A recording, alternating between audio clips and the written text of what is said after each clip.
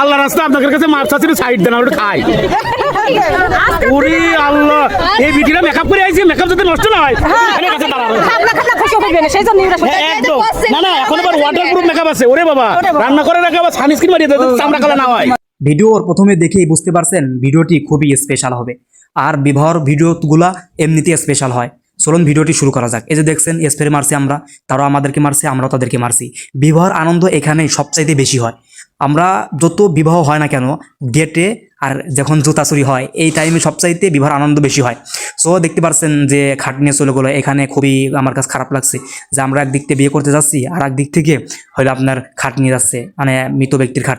তো যাই হোক, চলুন ভিডিওটি শুরু করা যাক। আমার আপন স্বাস্থ্য ভাইয়ের বিয়ে, আমরা সবাই বিয়ের জন্য প্রস্তুতি নিয়ে যাচ্ছিলাম, হঠাৎ করে আমাদের সামনে ওই রকম একটা দৃশ্য বাদলো। আর তারপরে দেখতে দেখতে আমরা কোনের বাড়িতে চলে আসলাম। আমার স্বাস্থ্য ভাইয়ের পানি খাওয়াই দেওয়া হচ্ছে, মিষ্টি খাওয়াই দেওয়া হচ্ছে, তারপরে দুধ খাওয়াই দেওয়া হচ্ছে। তা এগুলা দেখতে খুবই ভালো লাগে ভাই। বিয়ের সময় এইগুলা হয়েই থাকে, কারণ এইগুলা না হলে একটা জামাইয়ের আদর হয় না। তো যাই হোক, তারা গাড়ি দিয়ে গাড়ি থেকে জামাইকে নিয়ে আসলো। নিয়ে আসার পরে এখন ফিতের সামনে ধরে রাখছে, ফিতে কাটা লাগবে, টাকা দিয়ে লাগবে। আমরা অগ্রিম আগেই টাকা দিয়ে রাখছিলাম, ফিতে কাটার আগেই তাদেরকে টাকা পরিশোধ করে দিচ্ছি। কিন্তু যারা ফিতে কাট মানে যারা টাকা ধরছে তারা তো আর জানে না আমরা যে টাকা পরিশোধ করে দিচ্ছি বিয়ের আগেই।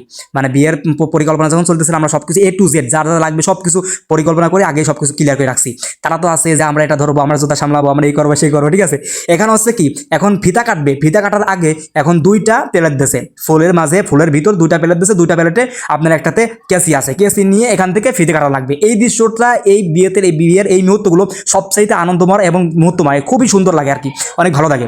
তো যাই হোক, আমরা অনেক অভিজ্ঞ ছিলাম, কয়েকজন মানুষ, আমার চাচারা, আমার দুলো ভাইয়ের অনেকেই এখানে ছিল। তো সবাই মিলে বললো যে ওখানে আছে, কারণ ওখানে একটা ফুলা লাগে, তাই জন্য। তার যাই হোক, বিয়ের গেটটা কাটিয়ে ফেললো, তার সাথে সাথে সবাই স্প্রে মারা শুরু করলো। তো যাই হোক, আমি ফোন টোন নিয়ে ভাই আমি পলাইছিলাম পরের পিছনে, কারণ আমার ফোনে লাগলে সমস্যা হইতে পারে। যাই হোক, ওয়াটারপ্রুফ ফোন আমার সমস্যা নেই, ওটাই কোনো সমস্যা হবে না। তো যাই হোক, আমি তো তারপরে সবাই আমার চাচাতো ভাইয়ের মুসাই টুসাই দিচ্ছিল, কারণ স্প্রে মেরে একেবারে সব কিছু করেছে। আমি তো ভাবলাম যে এই যে আমরা সবাই এখানে ছিলাম, আমার চাচা, আমার ভাই ব্রাদার যারা ছিল সবাই আমরা গেটের পাশে ছিলাম। তো আমরা 3টা মাইক করে নিয়ে গেছিলাম। তো যাই হোক, ওদিকে আর যাবো না, যেহেতু আমার চাচা ভাই সবকিছু মোছাই দেওয়া হচ্ছে। তারপর দেখতে দেখতে আমরা ভিতরে চলে আসলাম, ভিতরে এসে বসেছিলাম। ভাই আমাদের খাবার দিচ্ছে না, কি কোনে বাড়ি আসে কি বসে আসি। তারপর অনেক সময় পরে ভাই খাবার টাবার নিয়ে আসলো, খাবার দিয়ে আমার ওদিক থেকে চাচা ভাই আমাকে সিগন্যাল দিচ্ছে, আমি ভিডিও করতেছিলাম, কারণ এখানে কেউ ভিডিওগ্রাফার ছিল না, আমার একাই নিয়ে গেছিলো, কারণ আমি ব্লগ ভিডিও করি, তো এই কারণে আমাকে ওখানে নিয়ে যাওয়া হয়। তারপর এক সময় বসে থাকার পরে আমাদেরকে খাবার দিল, তার আগে কিছু নাস্তা মানে দিছিলাম না, সেগুলো সেরে পরে আমাদের একেবারে খাবার দিছিল আমার এখানে কি গোশ ভাত দিছিল, আর অনেক কিছু দিছিল, রোস্ট দিছিল, একটা বিয়েতে যা হয় আর কি সব কিছুই দিছিল আমাদেরকে।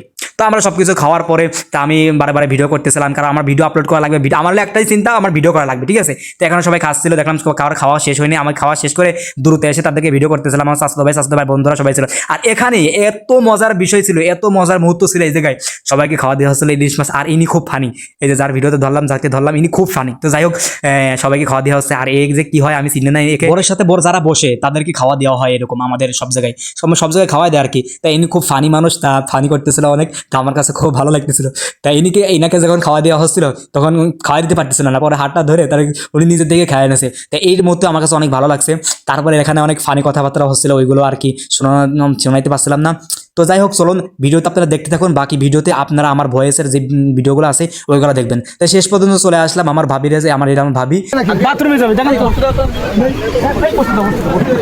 মেয়ের পক্ষ থেকে কি কি দেওয়া হলো এটা এখানে হিসাব করা হচ্ছিল।